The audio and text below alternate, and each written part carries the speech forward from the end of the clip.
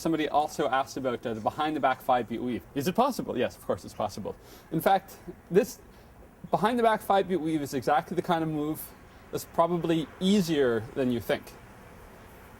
And the first thing to do is make sure you have to be able to do, say, to do a backwards behind the back 3-beat weave. And the first thing to do is, say, look at your left hand where it crosses over. Right, where I cross to the other side. It crosses over my right hand. The green poi crosses over the left, right? Over the left. Over the left. The first thing is to not cross it. So just let that keep swinging. And what will happen is you'll probably hit yourself. And what I really recommend is when you don't cross, just hit yourself with the right poi, hit yourself. In fact, you might just do this. Just hit yourself there. Let your right poi come up inside of your arm to hit yourself in the shoulder. Because what's going to happen when this poi, instead of crossing here, goes here for another beat, this poi is going to come up like that. And that's the poi that you're going to somehow have to get to the other side of your body. And I recommend doing that largely with that turning of your body that we talk a lot about in my workshops. This feeling, how you can just let the turning of your body cross the poi. So a great way to learn this move is you go up here and then you try to swing that to the other side. And make sure you wait for this one. And get it to the other side. So you go like that. And you want to learn that on both sides. So then on this side, my left one will come up. And I'll get that to the other side. I just had a tangling catastrophe with my lapel mic wire. So that'll look like this from behind.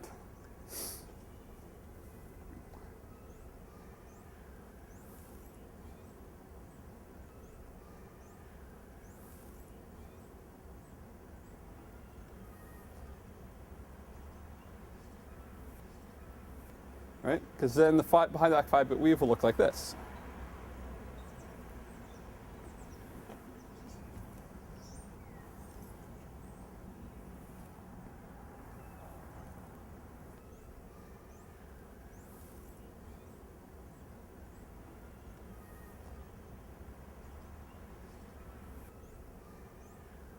I recommend having narrower pants to do this. I also recommend having less than 3 layers of pants, because 3 layers of wide pants gives a bit of interruption to the flowingness of this otherwise graceful move.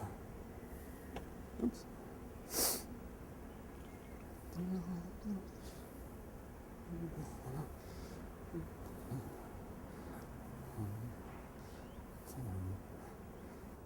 And the last thing that we're going to shoot here, somebody did ask about the backwards 5-beat weave, which I do think you can figure out on your own, but I'll quickly cover that.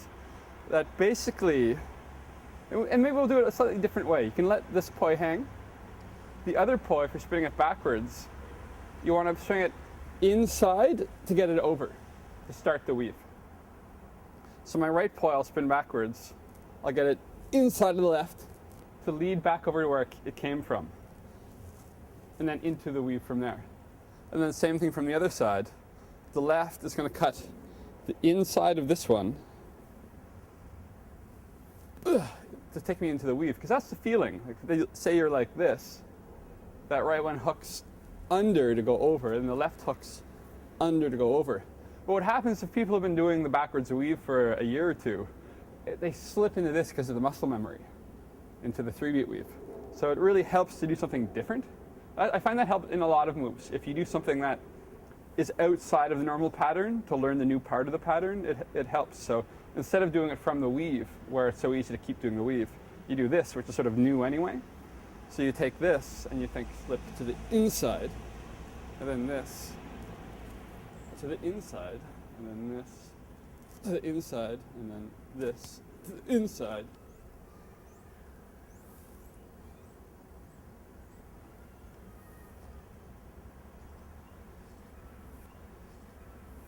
And then pretty soon you're doing the backwards 5-beat weave.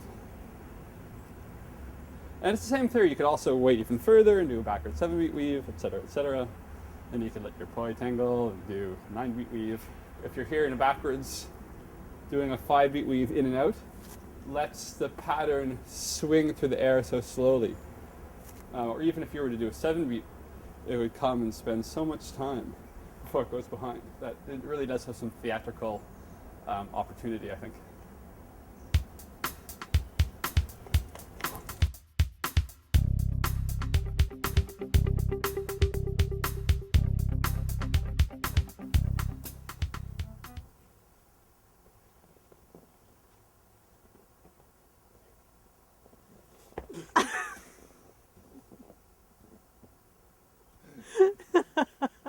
Wow, an under the arm shot. That was good.